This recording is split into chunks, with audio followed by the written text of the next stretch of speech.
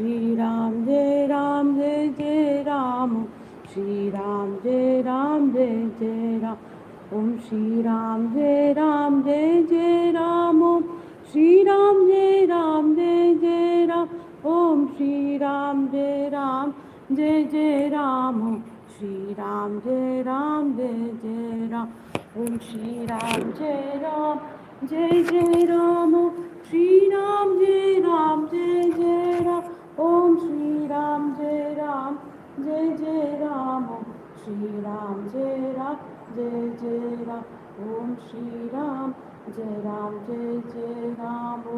Shri Ram Jai Ram Jai Jai Ram, Shri Ram Jai Ram Jai Jai Ram, Shri Ram Jai Ram Jai Jai Ram, Shri Ram Jai Ram Jai Jai Ram, Shri Ram Jai Ram Jai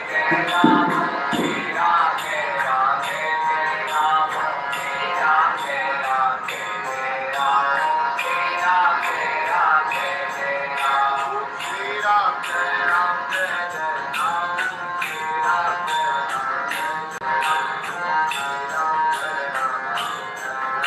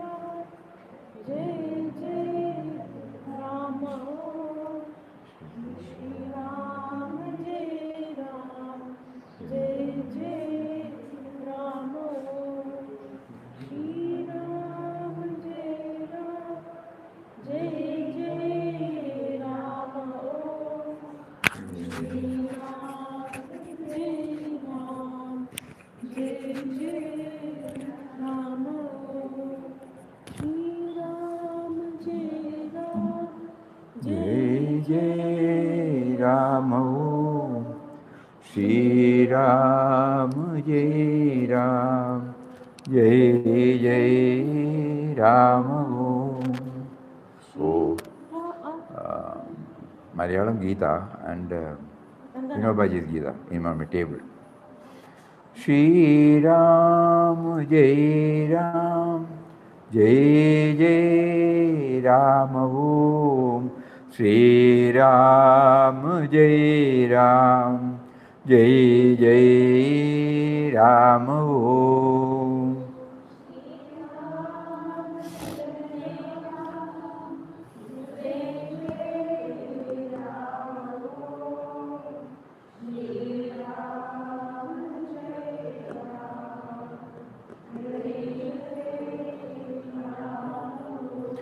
Shri Ram, Jai Ram, Jai Jai Ram. Om Shri Ram, Jai Ram, Jai Jai Ram. Om.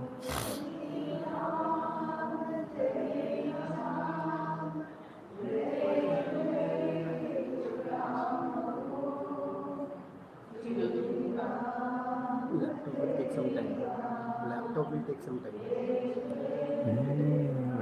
You can take my laptop, you know. She told me to keep it. Shri Ram, Jai Ram, Jai Jai Ram. Om Shri Ram, Jai Ram, Jai Jai Ram. Om.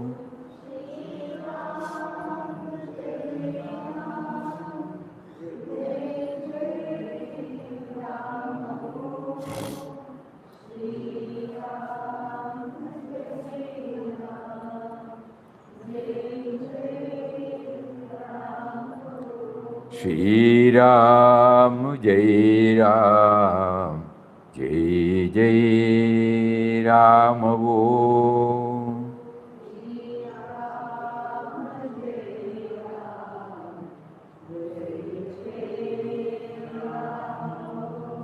Shri Ram, Jai Ram, Jai Jai Ram Om.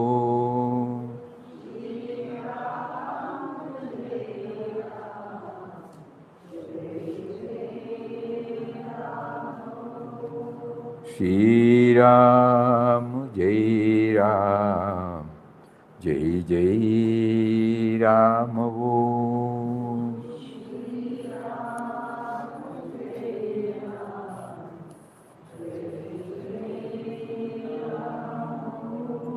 Shri Ram, Jai Ram, Jai Jai Ram Om.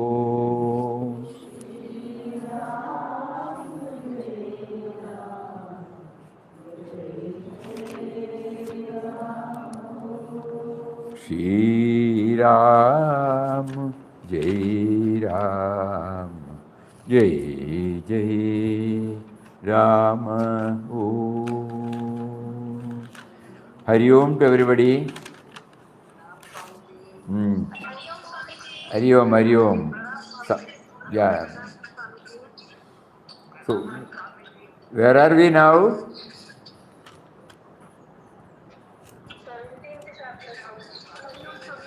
17th chapter. Shraddhatraya Vibhaga Yoga.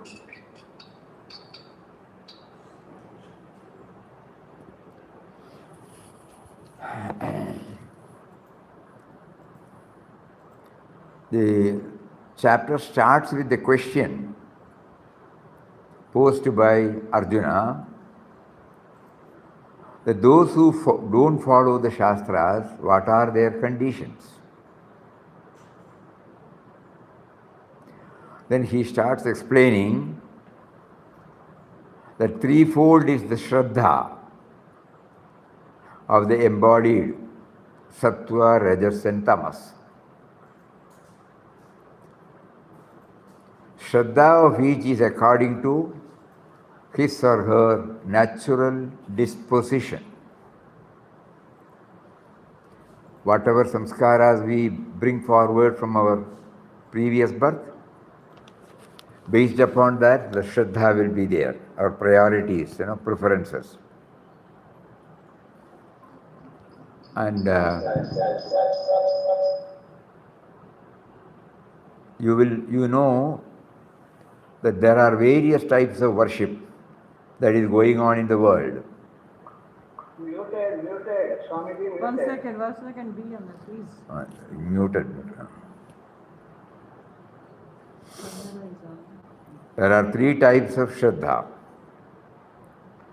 That is called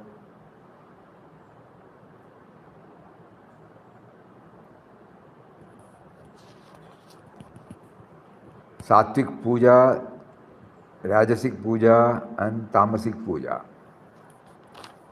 We are not dwelling on this because it is not related to us.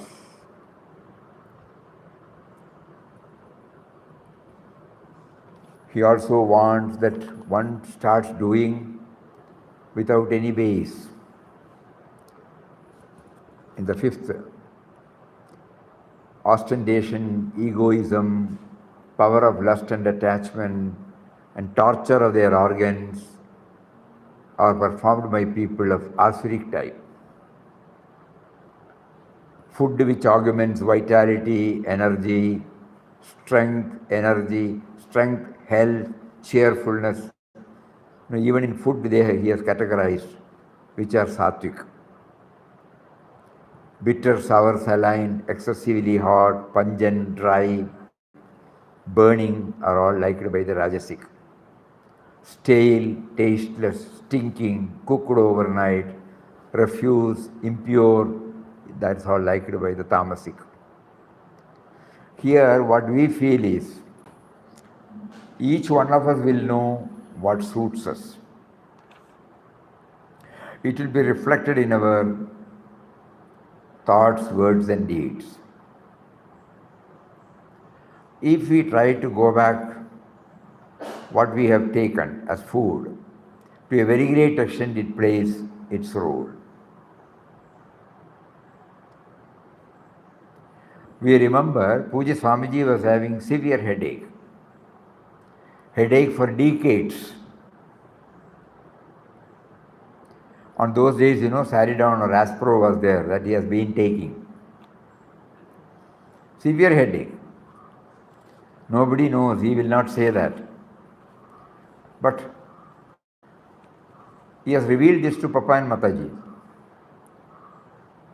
And he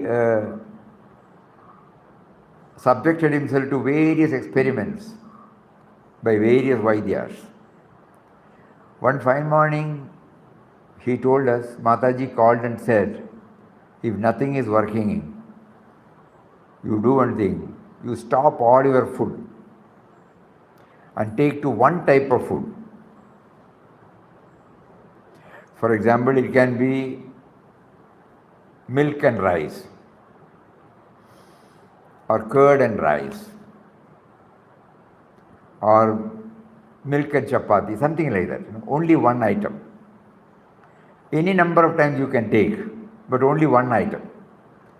Like that you should take for 21 days. Avoid all other types. Nothing else you should add. No salt, no sugar, no spices. The body will definitely resist. For the first 2-3 days it will be difficult, but be persevering. After 5 or 6 days you will find slowly the headache coming down. And by the time you complete this period, you will be free from headache. It is called mono diet system.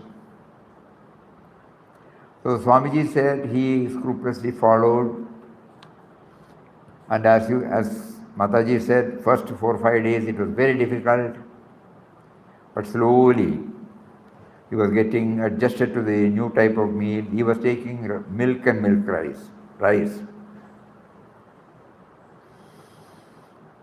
And then the migraine started coming down, and by the end of the 21st, completely stopped. Then Mataji said, you add one and see whether again you get the headache. So next day, he started adding one by one.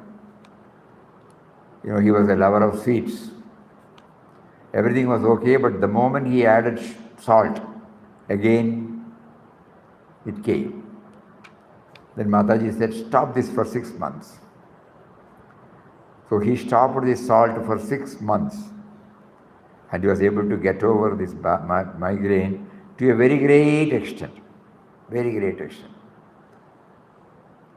So from that, God teaches us now that the constitution of the body is different from person to person. But we take food, prepared food for everybody, which may not suit. So who decides? By eliminating all food and sticking on to one type of food, you will be able to diagnose the cause of the problem created by the body, and that you live for some time, then you get over. So in this case, we have to experiment upon ourselves. That is why we said we are just skipping this. It may be relevant. We don't say it is irrelevant. But from the practical point, what we have seen is, we have brought forward some karmas, but at the same time God gives us a sense of freedom by which we can choose which type of food suits me.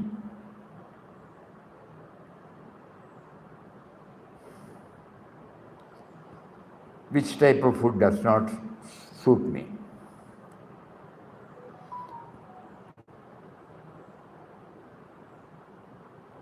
And he also says about Yagna, Dana, Tapas. They are also of three types. Without desiring for fruit when we do something, that is Satvik.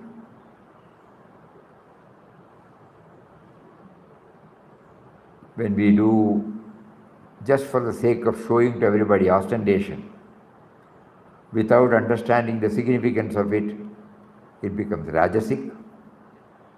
And then, if it is not falling in line with the Shastras, it's called Tamasik.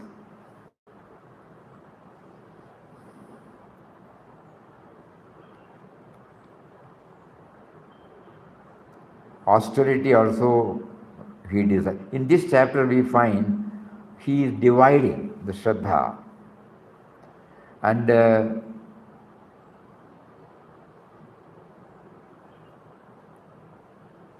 when we know, suppose I keep mum, austerity of speech, words causing no vexation to anybody, which is true, agreeable, beneficial. When I do that, smooth, gentle, it is sattvic. When it is irritating, when it is asserting, it disturbs the other people, it is Rajasik. So like that, probably we ourselves may be able to decide which is Rajasik, which is Tamasik, which is Satvik. We have to observe ourselves. We have to observe the behavior of others. When suppose a person comes, his body language may disturb us. When we go to his house, suppose he doesn't say welcome, and the body language is such, we are disturbed, But here, we will not get disturbed. We will accept that he is in a different mood. His guna is like that. He himself, we will volunteer ourselves, Hari Om. We have seen such people. They will not be carried away by what others behave or how others behave. They are always sattvic. And the other man is seeing his open-mindedness, gets up and then says, I'm sorry, I was in a different mood. Something like it has happened. So here he teaches, by knowing about this, we may not bring out. We are watching ourselves whether we are sattvic in our approach. Sattvic in our approach to God, sattvic in our approach to austerity, sattvic in our approach to talking, thinking and doing. And if it is not, if it is Rajasik or Tamasik, certainly it harms ourselves and it is instrumental in creating disturbance in others also. Think about it. So he says,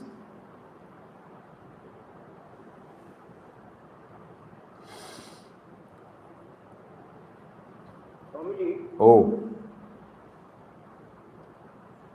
Swamiji, yes, in every person there is always some proportion of these gunas, am I right? absolutely right.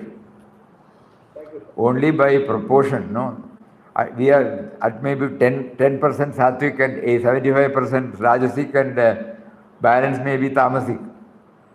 Does it depend on the profession one carries? Not only profession, but what we have brought forward. Okay, sir. So we now, having understood this, we will try to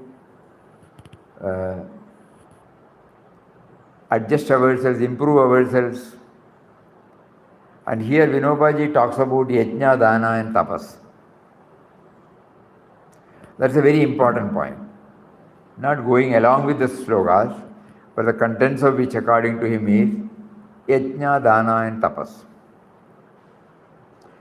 Yagna is, according to him, anything that you do creative, Whatever you have taken from the nature, you give back in the form of yajna. Whatever you have taken from the society, you give back in the form of dana. Whatever you have taxed your body, you replenish it in the form of tapas. So that has been highlighted by Vinobaji, the 17th chapter.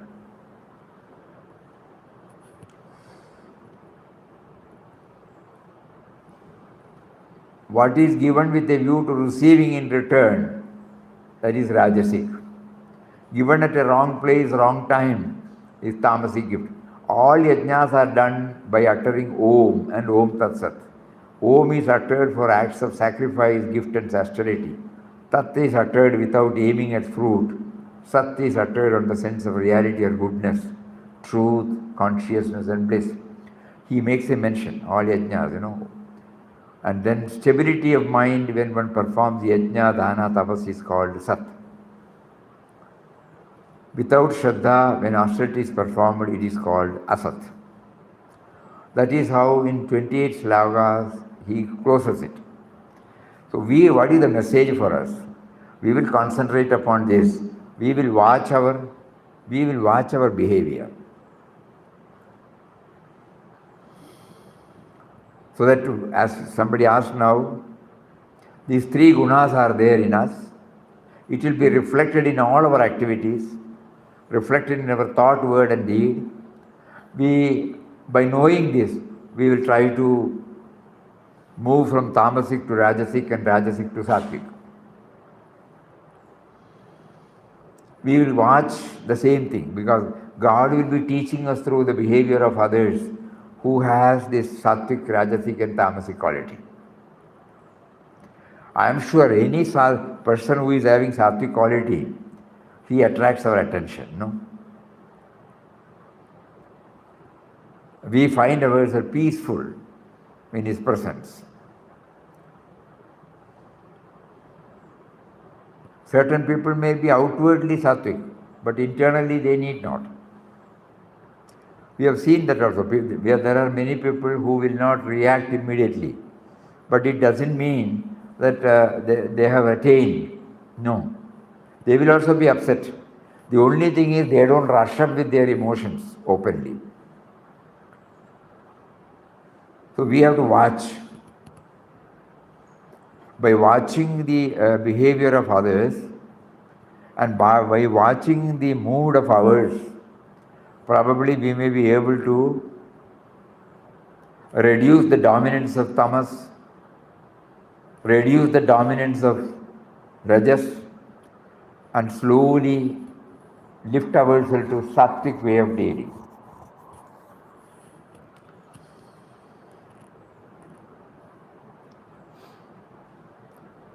Actually, a close observation will definitely help us rather than textual knowledge. Just close your eyes and go back to your life lived so far. You must have met so many people of this character. You may not know that whether you are more sattvic, more rajasic or more tamasik. But by observing closely, we will be able to know where we are and which are the areas where we have to improve. So individually we take it like this particular chapter. Because we may not be able to go exactly with the slokas, especially food. We are suppose in an ashram. Each one cannot say that this type of food I need. In a house, suppose nowadays, of course, in nuclear families, previously, in every house there will be 3, 4 or 5, 6 children, father, mother, grandfather, joint families. So they will cook for all. Something may not suit us, something may suit us. So in a common kitchen, how can we exercise that I don't like this, I don't want? You can avoid, that's all. So by watching and observing, you can slowly avoid certain things and silently stick to what you want. That freedom God has given us, So in the Shraddhatraya Vibhagam, I would say the Shraddha should be on that. We should be observing ourselves, we should be observing the nature of our others. Then we will be able to, this is more Satvik, more Rajasik, more Tamasik. So I have to move from this. Then only I will be able to feel the presence of God who is within me. Otherwise these gunas will toss me this side, that side, right and left. Because my aim is not to control anything. My aim is to realize His presence within us. So when I get rooted in that, automatically this observation will be there, and also an effort on our part to live up to. We know technically, textually, intellectually, that the Satvik mind is the most appropriate mind to take to Godward thinking. So somehow we should graduate ourselves from the Tamasic and Rajasik. With that background, when we go through the slokas, probably we may get some idea as to what is to be avoided and what is to be held.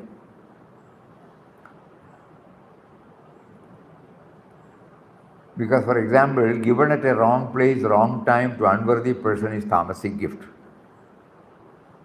But when we start trying to see him, Vinobaji's mother, Vinobaji, when he came from the school, he saw the mother giving food to a well-built man. So he asked mother, why are you giving food to him? He can go work and earn. Because Bhagavad Gita says in the 17th chapter that we should do gift to Satpatras. Then you know what the mother said? She said, I don't know your Shastras. I treat him as God himself. And when he asks something, I serve the food. I am offering to God only. So although these things are there, when we bring in the God dimension, the whole thing gets a different face. So this should not be forgotten. So the best way would be with shraddha, we try to observe everything that we take, everything that we utter, everything that somebody says and everything that somebody utters. We may be able to get a correct idea about the methodology by which we can raise ourselves from the Tamasic and Rajasic to Satvik qualities. Because through Satvik only we get the passport. Normally, by and large, this is the law. There may be exceptions. Valmiki, he was a robber, So Rajasik to the top. But of course, he also did penance.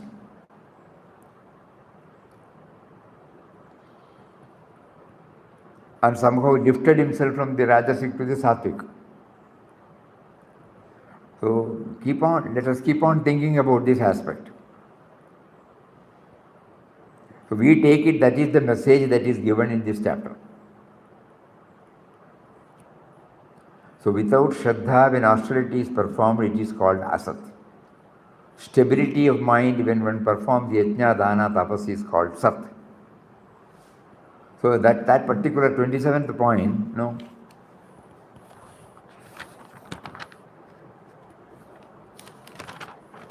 yajne tapasi dhane cha sthiti saditi chochyate karma jaiva tathartha saditya abhividhiriyate. Yajne tapasi dhanam. Yajna, tapas and dhana. So there elaborate, he has mentioned. We will try to go through a few words. of Vinobaji in this connection.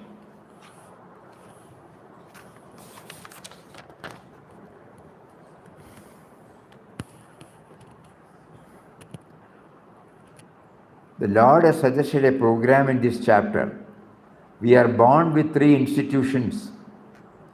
Gita is suggesting here a program whereby they can operate in an efficient manner to make their life happy. The first of these is the body that wraps us. The vast world, the whole creation around us of which we are a part is the second one.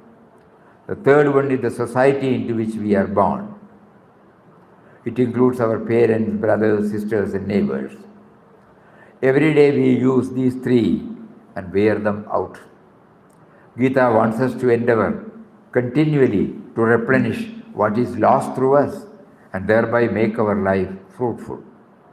We should selflessly discharge our inborn duties towards these 3 orders. These duties are to be discharged, but how? Through yajna, sacrifice, through dana, charity, through tapas, penance and austerities. These 3 together comprise the scheme for the purpose. We are familiar with these terms, but we do not comprehend them clearly. If we could comprehend them and bring them into our lives, the body, the creation and the society all would fulfill their purpose and our lives will also be free and happy. Let us first see what yajna means. Every day we make use of the nature. If 100 of us crowd together in one spot for a day, that will spoil the place, pollute the atmosphere, thus harm the nature. We should do something to recoup nature, to restore its balance. It is for this purpose that the institution of Yajna was created. Yajna is intended to reimburse, to put back what we have taken from nature. We have been farming for thousands of years, eroding the fertility of the soil thereby. Yajna says, return to the soil its fertility.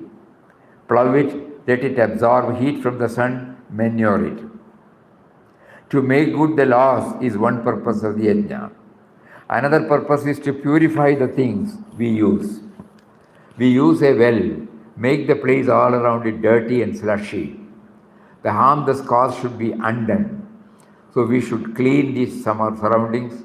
Protection of something new is the third aspect of yajna. We wear clothes, so we should spin regularly to produce them. Growing cotton or food grain, spinning, all these are forms of yajna. Whatever we do as yajna should not have any selfish motive. It should rather be done with a sense of duty to compensate the loss we have caused. There is no altruism in it. It is the repayment of what we already owe. In fact, we are born with a debt. What we produce for repayment of the debt is a form of service. We are not obliging anybody. We use so many things in the world around us. Yajna should be done for their replenishment and purification as well as for the new production. So any creative activity, productive activity comes under this yajna now. So there we try to ensure that this yajna activity or creative activity does not spoil the atmosphere, does not, that eco balance, that should be maintained, no substandard quality, it should not injure people, it should not harm people, whatever we produce. And we should produce. Human society is the second institution. Our parents, teachers, friends, all of them toil for us. Dana has been prescribed to discharge our debt to the society. Dana too is no true altruism. We are already highly obliged to society. We were totally defenseless and weak when we were born. It is the society that looked after us, brought us up. We should therefore serve it. When we serve others without taking anything in return, that is altruism. But we have already taken much from the society. The service that is rendered to repay that debt is dana. Dana means contributing to the progress of the mankind, while yajna means working for the replenishment of nature's laws, repayment of the debt to society through exerting oneself physically or through money or through some other means is dana. The third institution is the body. It too gets worn out daily by our use. We daily use our mind, intellect and organs. Tapas has been prescribed to remove the defects and distortions that arise in the body and to purify it. Thus, it is our duty to act in such a way that these three institutions, nature, society and the body, function smoothly, efficiently. We create a number of good or bad institutions, but these three have not been created by us. They have been given to us. They are natural, not man-made. It is our natural duty to replenish through yajna, dana and tapas the wear and tear in these three orders. If we follow this, our whole energy will be harnessed for this purpose. No strength will be left for anything else. All our strength should be consumed for the sake of these three institutions. If we could say like Kabir, O Lord, I am returning this shawl given by you without soiling it. That would be a matter of fulfillment for us.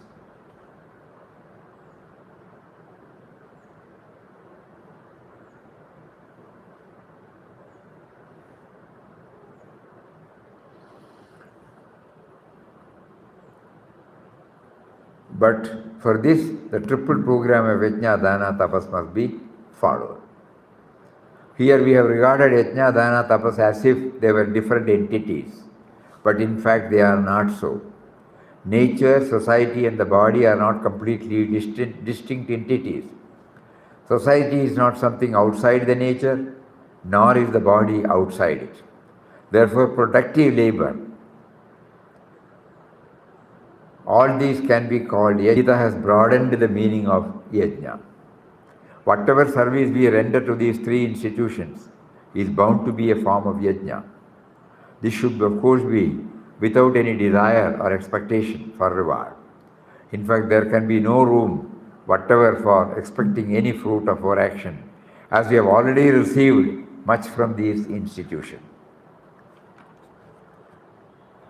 We are already burdened with the debt. How many units of air we have consumed so far, right from the day of our birth?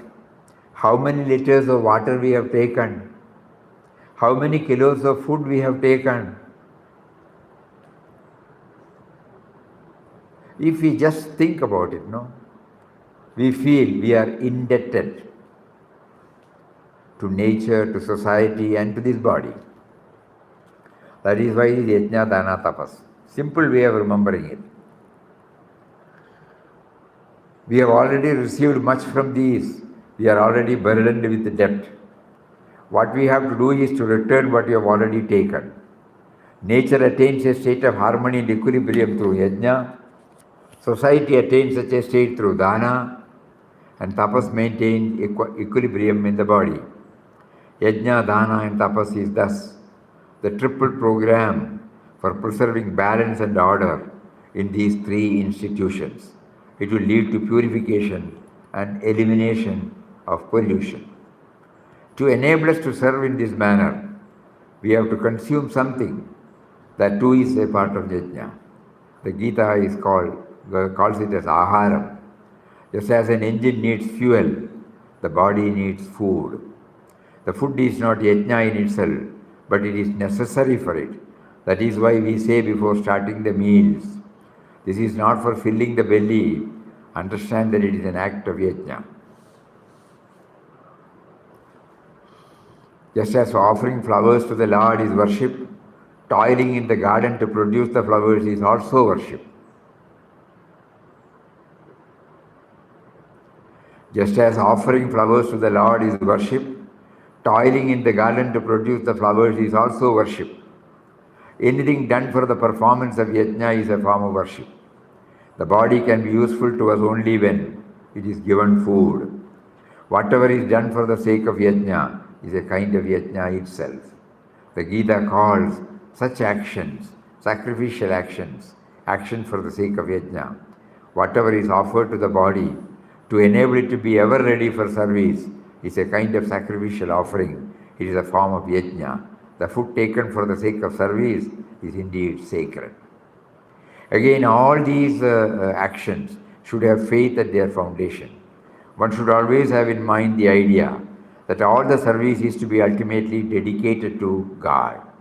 This is extremely important. Life cannot be full of service if such a spirit is not there. Dedication to the Lord is the key that must never be overlooked.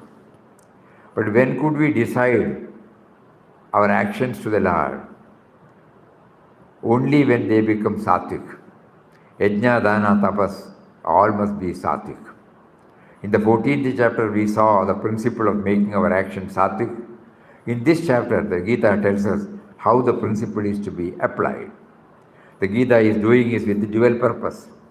The service that is being outwardly rendered to the world in the form of Yajna, Dana and Tapas should itself become the inward spiritual sadhana. Service to the world and spiritual sadhana should not need two different courses of action. They in fact are not two different things. For both, the efforts made, the actions performed are the same. And such actions are to be dedicated to the Lord in the end. The yoga that combines service, spiritual discipline and dedication to the Lord should be realized by a single activity. Two things are necessary to make the yajna sattvic. There should not be any desire for the fruit, but the action must result in some fruit. If there is desire for the fruit, the yajna will be Rajasik. It is fruitless. It will be Tamasik. If there is desire for the fruit, the yajna will be Rajasik. If it is fruitless, it will be Tamasik. Spinning is a yajna, but you have not poured your soul into it. If there is no concentration of the mind, it will be a lifeless mechanical work. If there is no cooperation from the mind, the work will not be methodical and scientific. Unscientific work becomes lifeless. Tamas creeps into such work. Such work cannot create something excellent. It cannot yield any fruit. Yajna should be desireless, but it must yield the best possible fruit.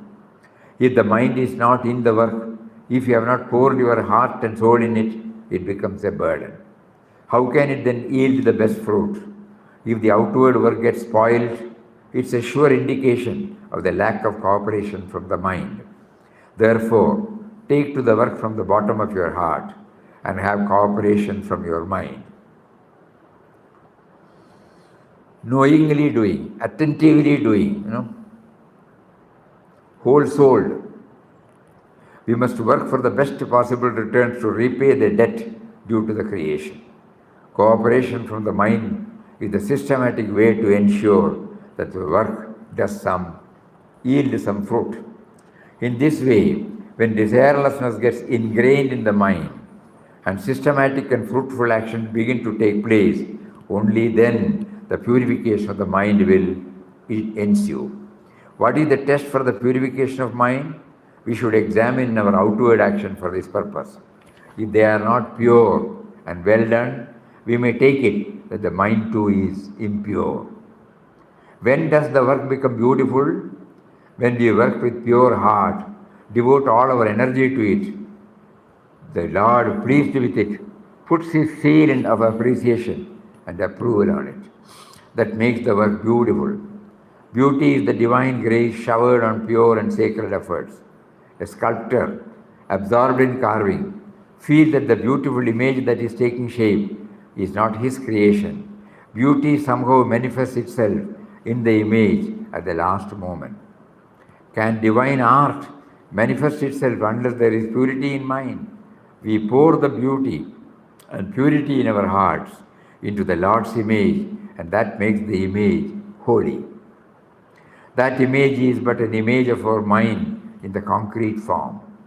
All our actions are images of our mind. If the mind is pure, the action too will turn out to be beautiful. We should judge the purity of outward actions, or the purity of the mind, and the purity of the mind by purity of outward actions. In this connection, one more important point is not to be missed. It is that all action should be charged with mantra, with the spirit, with the understanding of their true purpose. Actions without mantra are meaningless. While spinning, one should always have the feeling of establishing a bond with the poor. If we spin for hours on end, but without this mantra in our heart, it is all wasted. It would not then purify the heart. Look at the action of spinning as the revelation of the Lord hidden in the sliver. Then that action will become satvik and beautiful. It will become a kind of worship, a sort of sacrificial service. Then the thin yarn will link you to the society, to the people, to the Lord. Yashoda saw the whole universe in the mouth of Lord Krishna. You too will see the universe in the thin yarn when it is charged with the mantra. To enable us to render such service, we must be vigilant about the purity of our diet. The state of our mind depends on the diet. We should take food in regulated and measured quality. How much we eat is more important than what we eat. It does not matter what food we choose to eat, but it matters even more that it is in the right measure. Whatever we eat is bound to have its effect. Why do we eat? To enable us to render the best possible service. Eating too is a part of the yajna. We should eat because it is necessary to make the yajna of service yield fruit. Look at the food with this feeling. The food should be clean and pure. There is no limit to an individual efforts for making his diet pure and sattvic. Our society has made strenuous efforts for the same. Indian society made extensive experiments in this regard for thousands of years. It is difficult to imagine the hardships and austerities involved in those experiments. India is the only country in the world where a large number of communities have completely abjured flesh eating. Even non-vegetarian communities do not have it as the main and regular item in their diet. Non-vegetarians too feel that it is unbecoming to eat flesh. They too have renounced it mentally. Yajna was introduced to discourage meat eating, and it was to fulfill this very purpose that it was later abandoned. Lord Krishna changed the very meaning of the word yajna. He impressed upon the people the value and importance of milk. Krishna did a lot of extraordinary things, but in which form do the Indian people adore him? It is Gopala Krishna. Krishna the cowherd. Gopala Krishna with a cow by his side, flute on his lips, is the most familiar image to Indians. The great benefit of learning to cherish the cow was that people give up meat eating. Cow's milk came to be greatly valued, and the prevalence of meat eating was reduced. Still, it cannot be said that perfect purity in food has been attained. We need to advance further. Bengalis eat fish, and many other people are surprised at this. But it is not right to condemn them on that account. They have nothing but rice in their diet. It does not provide enough nutrition to the body. We shall have to make experiments to find out vegetable substitutes for fish, which are equally nutritious. Individuals will certainly come forward for such experiments and make extraordinary sacrifices. Society progresses because of such individuals. The sun keeps burning brightly, and that enables us to have the normal body temperature of 98 degrees, necessary to remain alive. Only when individuals whose vairagya burns brightly like the sun are born in the society, when they free themselves from the shackles of circumstances and vigorously pursue their ideal. The ordinary beings like us can have a little detachment necessary in worldly affairs. In this context, I often think of the penance and the sacrifice of the sages, some of whom must have even laid down their lives to end the practice of flesh eating prevalent at that time. We have collectively achieved this much. We have reached this point in making our diet pure and sattvic. We should not lose what our ancestors attained through untold sacrifices. We should not let go this achievement of Indian culture. It is not enough that we somehow manage to exist. That is easy. Even animals live likewise. Are we like them? No, there is a difference. Cultural development lies in increasing this difference. Our country carried out the great experiment of giving up flesh eating. Let us continue it. At least we should not slip below what has already been achieved. Such exhortation has become necessary as some of us have now begun to think that meat eating is desirable. Today, the cultures of the East and the West are influencing each other. I am confident that good will come out of it in the end. Our superstitious beliefs are crumbling under the impact of Western culture. There is no harm in it. What is good will endure, what is bad will disappear. But superstitious belief should not be replaced by an unbelief which is held equally blindly and uncritically. Just as we disbelieve in something blindly, it is not that only belief can be blind, unbelief too can be blind. People have begun to think again about meat eating. Whatever may be the reason, appearance of a new idea delights me. It is an indication of the people's wakefulness. It is reassuring. But if we begin to walk without being fully awake, we are likely to stumble and fall. We must not, therefore, hasten to change our habits in a hurry. We may go on thinking furiously from all possible angles. Do subject dharma to the test of reason. If it does not stand the test, it is good for nothing. Whatever part of dharma fails to stand the test is useless, fit to be discarded. The dharma which is so robust that the tools of reason themselves break down while dealing with it is the true dharma. Dharma is not afraid of reason. One must never restrain thought, but one must not rush into action. Nothing should be done impatiently and impulsively until one is fully convinced of its rightness. One must have patience and restraint while acting. We should not give up the gains which are hard won. Purity of food keeps the mind pure. It also strengthens the body. One can then serve the society properly. Both the individual and the society will then be contented. There will be no conflicts in the society, wherein yajna, dana, tapas are going on in the right manner and in the true spirit. Just as mirrors facing each other reflect the images in each other, contentment in the individual and in his society are reflected in each other. In fact, my contentment and contentment in the society are identical as can be verified. One will then experience oneness everywhere. Thus, there are some who expound. Some give importance to the individual, some to the society. Such dichotomy is unreal. Suppose a curtain hung in the room divides it into two compartments. As the wind blows, sizes of these compartments vary. They are not fixed, they depend on the wind. The Gita has nothing to do with such imaginary divisions. It exhorts us to follow the dictates of the law of inner purification. There is no contradiction between the interests of the individual and those of the society. Here we remember Papa's quotation. The peace and liberation of an individual is surely based upon the contribution he makes to the collective human happiness. Yajna, dana, tapas, when we elaborately read, we remember when Vivekananda said, Atmano mokshartam jagat hitayaja. Is it not working? Working. Oh, this is not working. Atmano mokshartam jagat hitayaja.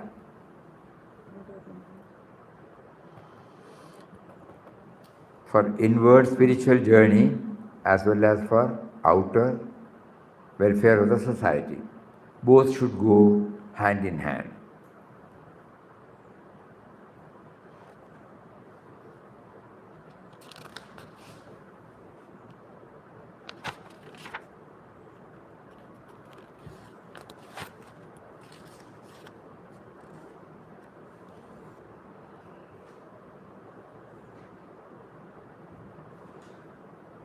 No. You try this. In the YouTube it is going. YouTube In is the coming. YouTube it is going. So here, now we have been reading for 2-3 pages. Message is that Yagna, Dana, Tapas, we should be Satvik. We should do everything with the total shraddha. And here he also makes a mention, because in this particular sloka, he says,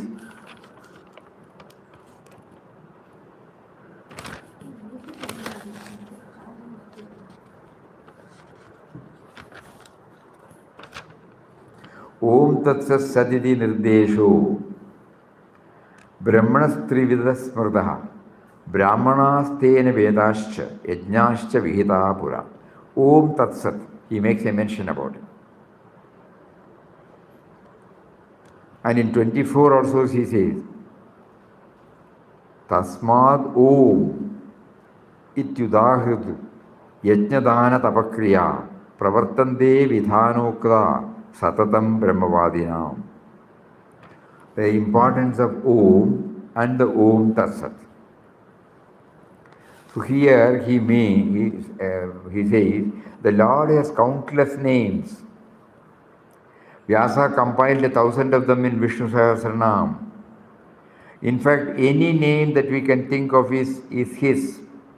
Whatever name appeals to us, we should take it to be one of his names and should see the corresponding attribute present in the whole of creation and shape our life in accordance with it.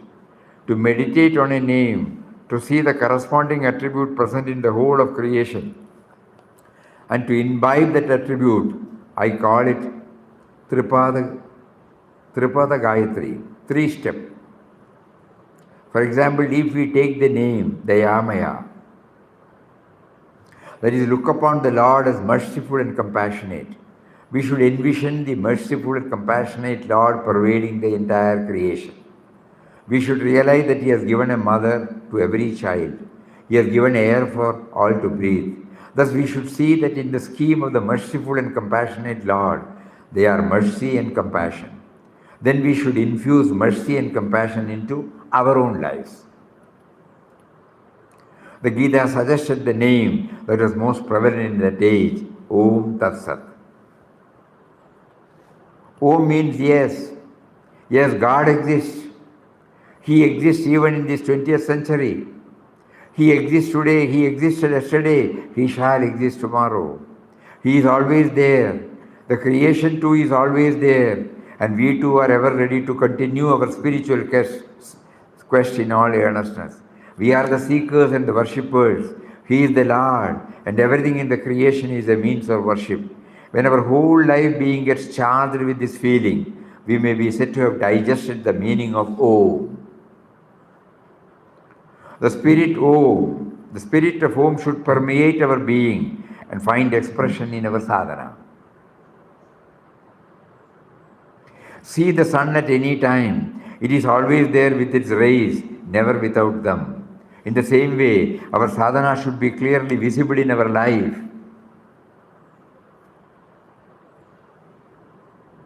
To all at all times.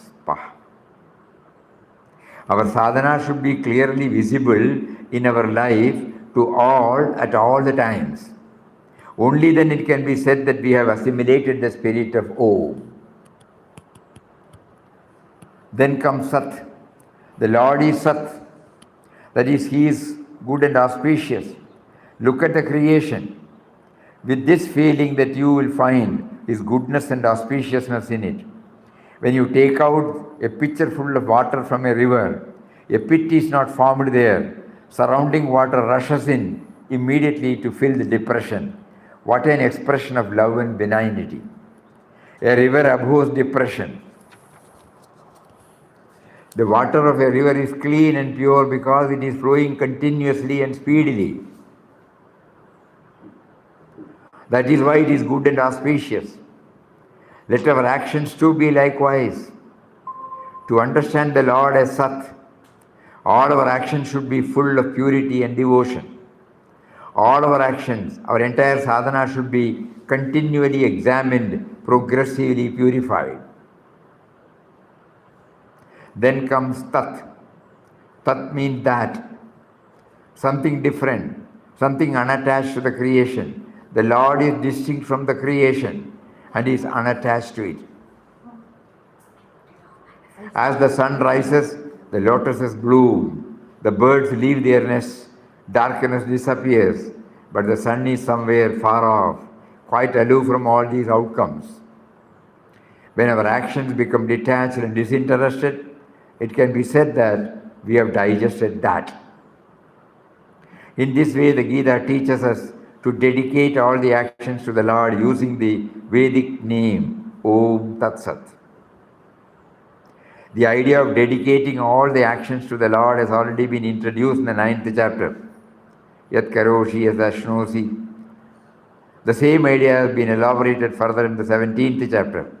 This chapter has particularly pointed out that the actions to be dedicated to the Lord must be Satvik, for only then they will be worthy of being offered to Him. All this is very well. All this is very well. Still a question remains. A virtuous man may be able to digest the name Om Tat Sat, but what about a sinner? Is there any name that a sinner too could take? Yes, a sinner too can chant Om Tat Sat. All names of the Lord can lead us from untruth to truth, from sin to innocence.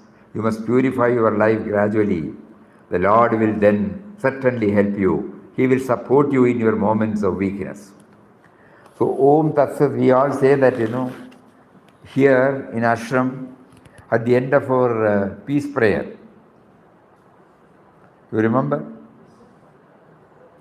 It is a matter of ritual. At the end of that peace prayer, we use that word, Om Tat Sat. What is the last word of that prayer?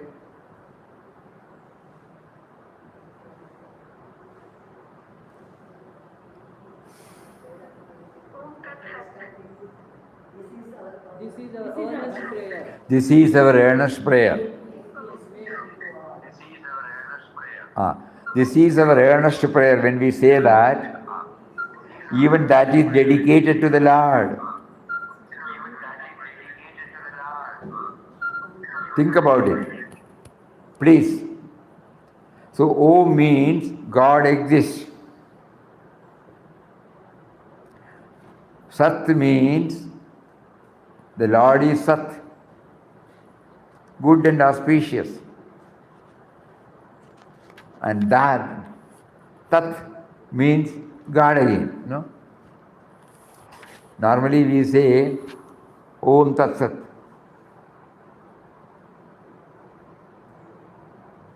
Every day we have to remember this.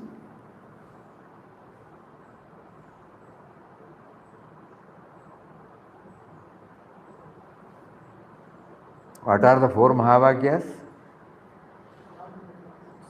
Prajnanam Brahma, Ayamatma Varma, Tattvamasi, Aham Brahmasmi. Tattvamasi and then Brahmasmi. So first we say, that is Brahman, consciousness is Brahman, you are Brahman, I am Brahman. Ayamatma Brahma, Prajnanam Brahma, Tattvamasi, Aham Brahmasmi. So here in this stanza, in this chapter, the Lord brings the word Om Tat Sat. So here he elaborately mentions about this. Om Tat Sat idi nirdesho Brahmana Trivida Smritaha Brahmanas Tena Vedascha Yajnascha Vihita Pura.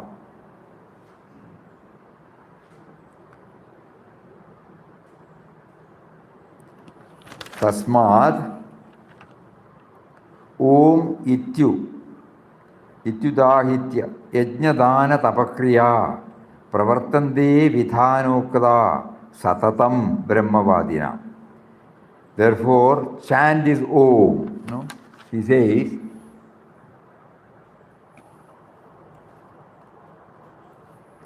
All your yajnas are done by uttering Om and Om Tat Sat. Om is uttered for acts of sacrifice, gift and charity.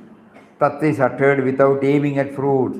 Sat is uttered in the sense of reality and goodness, truth, consciousness and bliss. So stability of the mind when one performs yajna, dana, tapas is called Sat. Without shraddha, when austerity is performed, it is called Asat. So with shraddha, when one performs in yajna, dana, tapas, it is called Sat. Om Tat Sat. So that is also elaborately discussed. We have to do some thinking about it.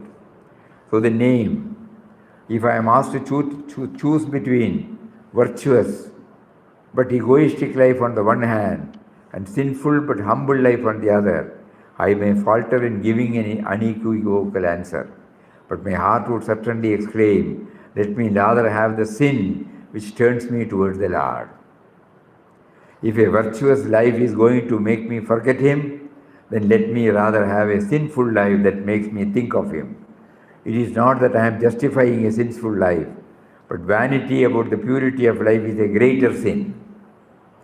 Tukaram has said, O Lord, I am afraid of being learned, let it not separate me from you. Let us not have such greatness. It is better to be a sinner and grieve. A mother separates from herself a grown-up child, but she would hold to her bosom her innocent child. I do not want to be virtuous and independent. Rather, let me be a sinner dependent on the Lord. His holiness is more than enough to wash away my sins. We should try to avoid sins. If we fail in our efforts, our heart will cry out for His help. He is always there, watching fondly. Tell Him, I am a sinner, that is why I have come to your door. A virtuous man has the right to think of the Lord and seek refuge in Him, but he is virtuous. Because he is virtuous, a sinner has the right to do so because he is a sinner. So both are equal, no? I want to get out of all my negative tendencies, I go to the Lord. I want to go to the Lord, so I make myself pure. So both are, all these things are covered by Vinobaji while explaining about this Yajna, Dana, Tapas and in the 17th. And tomorrow we will try to enter into the most important and concluding chapter of Bhagavad Gita, Moksha Sannyasa Yoga. It is summing up of everything. Because Arjuna asks more about sannyasa. In spite of hearing all these, he asked the chapter asks with the question sannyasa and tyaga. And because something should be there, to start the talk.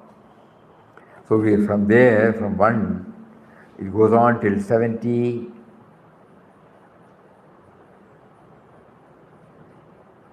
Both of them talk to each other up to 72. And then the 73 he says. Then from there, 74 to 78, Sanjay is winding up the whole drama. So up to 72 and 73, up to 73. Still now and then Arjuna talks. So that means, in spite of hearing, still there may be some doubts lingering in our mind. Because we have only heard.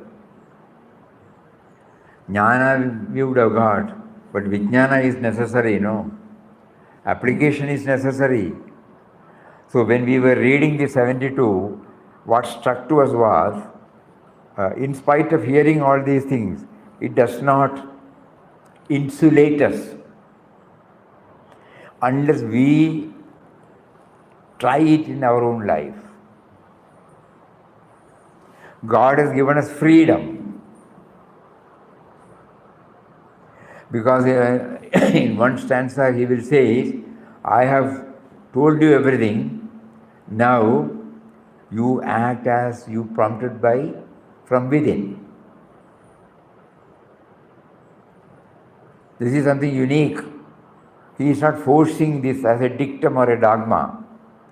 Yathechasi tatha guru. You have heard everything, now you do whatever you like. And then Arjuna has mellowed down. He has been trying to absorb everything intellectually. His samskaras also help him. The depression which he had slowly started moving away. And then he says, I am now clear of all this misunderstanding and I will definitely do as instructed by you.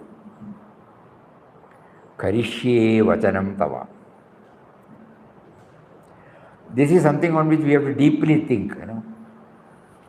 He gives us a freedom. Vinobaji puts it nicely. Out of his love, he gives his freedom, and out of his compassion towards him, he takes back that freedom. And say that when you dedicate your entire life to me, I will take care. Lock, stock, and barrel. So he says we are praying for, not for freedom. We are praying for absolute surrender to him, by which we don't feel asking for freedom. I don't know whether I made it clear. You will read his own, no? He says, with full freedom, you should feel that you need have no freedom. That is the summing up of this entire Gita. Though he gave all these instructions to us, we have been given full freedom. But how do we know that we are exercising that freedom? We surrender our freedom to him.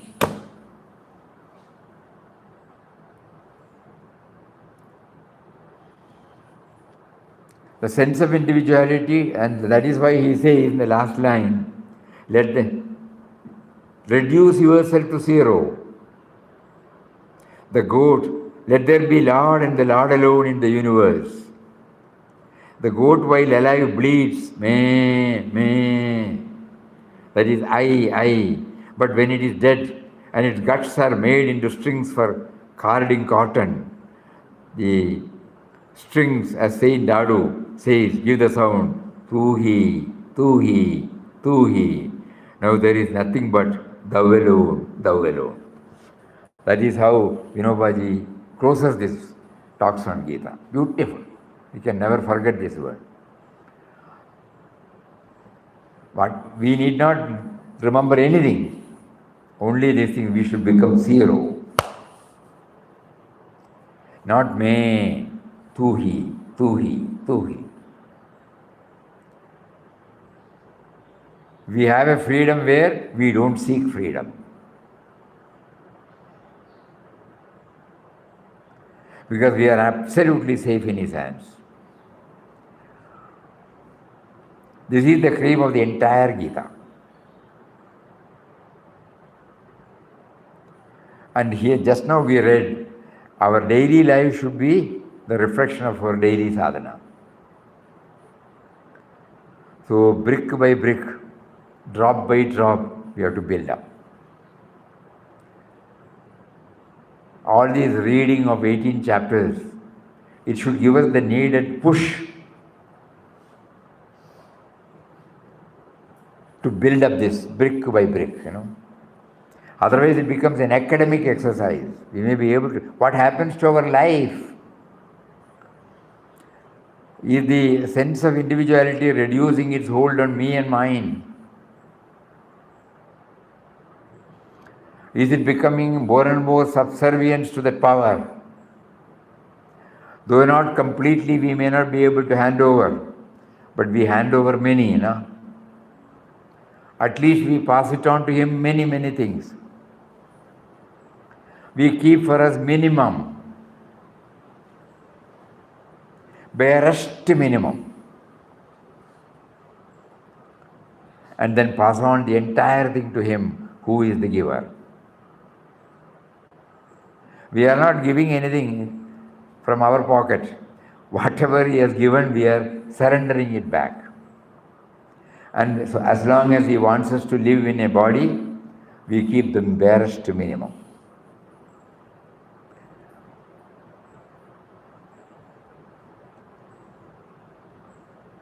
So when this is our earnest prayer, when he said Om Tat Sat, that exactly syncs with this.